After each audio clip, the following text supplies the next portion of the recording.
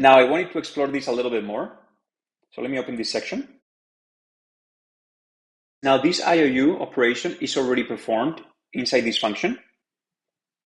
But to have a greater intuition about what this is actually doing mathematically, we can actually look at this function here at the bottom, this box IOU, which, by the way, is part of the YOLO code, but in our case is not going to be executed because merge is set to false. But we can actually use this function to gain further intuition about what this function above is actually doing. So this function, box IOU, is actually imported here from utils.metrics. And again, we will not be running it in this code, but we can run it separately here to understand it better. So if we go here, and we literally copy this function into our Colab, this is it. And we know that our boxes are these values. We have these 9 boxes. Now here, if we feed into this function, this box IOU, our boxes in both arguments, you can see that here we're comparing 2 sets of boxes, each of which have to have this shape. Well, in our case, we know that we're meeting this condition, n by 4 and n by 4. So it will be a square matrix. And we're going to return the IOU metrics of these boxes compared to each other. So let me run this. And then if we go here, you can see that we obtain this matrix. And what this is saying is that each of these 9 boxes to the other 9 boxes have the following IOU. So each box to itself overlaps perfectly. But for example, if we look at this row, you can see that this box has an IOU with respect to this one of 0.99, and this one 0.99, 0.98 with respect to this box. And given that the first box, or box index 0, is the one with the highest confidence, the other boxes IOU are going to be compared to that one, and all of them actually have a pretty high IOU, all being 0.99 or 0.98. And you can see that we obtain here the same results because we're comparing the same boxes to each other. But basically, this shows us that all of these boxes will be suppressed by the NMS algorithm. Now, we can also unpack this function right here a little bit more. So if I want to compare 2 boxes to each other, well, I could do the following. I could call the first box, or box 0, and then the second box, or box 1. But if I were to do that, then I would obtain an error, because what happens is that in this case, box 0 has these dimensions, and one of the requirements to be fed to this function is to have a 2-dimensional tensor. So what we can do instead, in order to compare one box to each other, we can unsqueeze it or add 1 extra dimension, where now with this 2-dimensional tensor, we're satisfying the conditions that this function requires, and we're still keeping the same values. So we're comparing the first box, or index 0, with the second box, or index 1, to each other, and we know that the IOU is going to be 0.9979, but we're going to do it step by step. So let me print this.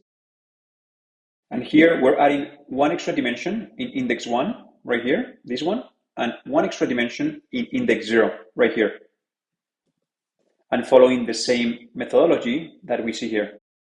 And then what we're going to do afterwards is chunk the 2 vertices. So box 1 has the top left coordinate and the bottom right coordinate. And then box 2 has this top left coordinate and this bottom right coordinate. And of course, this corresponds to the x and y of each of those vertices. So if we run it in one line, this is what this function is actually doing. And then A1, A2 correspond to box 1, the top left corner, and the bottom right corner. and then B1, B2 correspond to box 2, again, top left corner and bottom right corner. And then in order to visualize it better, I actually created this helper function.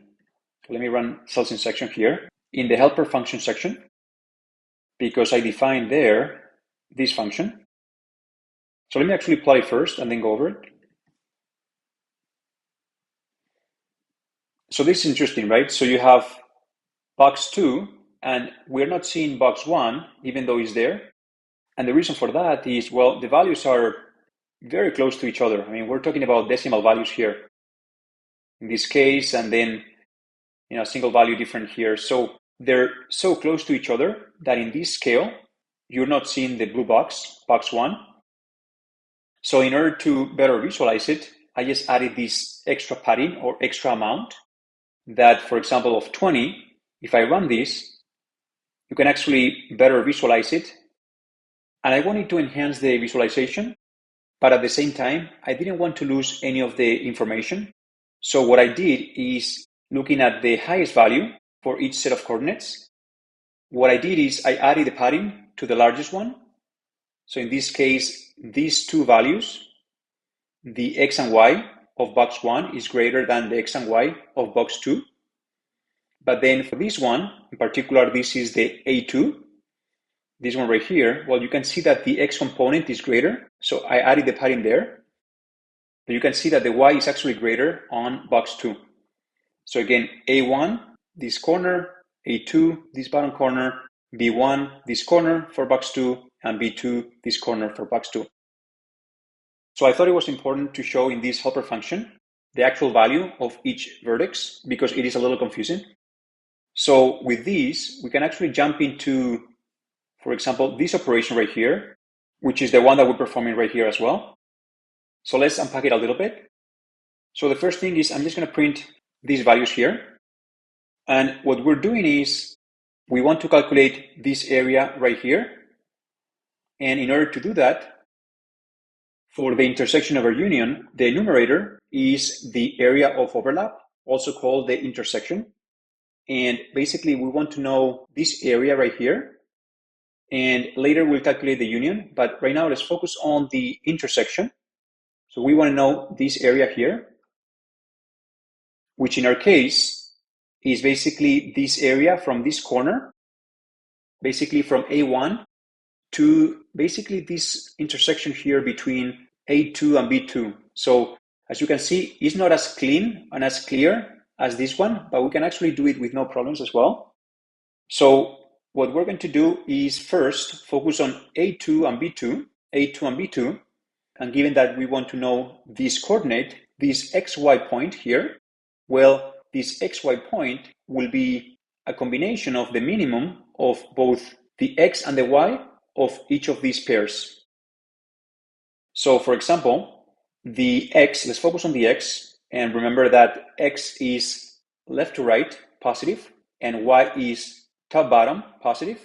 So we want to calculate the minimum. And well, we know that on the X component, given that this is larger, on the X component, B2 is actually lower. So for the X, you can see that B2 is lower than A2. So for that, we would have that X, and then for Y, it's actually the opposite. For Y, you can see that B2 is greater in the Y component than A2. So on the Y, the minimum is going to be actually A2. So you're getting the minimum of X of this pair and the minimum of Y of this pair, and then you obtain this single X and Y coordinate point. And then for the A1, B1, well, in this case, given that we want to calculate this point, we want to get the maximum, not the minimum, the maximum in this case. So when we compare the X and Y of these two, well, the maximum for both X and Y comes from A1. So you can see that A1 is greater in both X as well as Y. So in that case, when we perform the torch.max, those are the values that we obtain.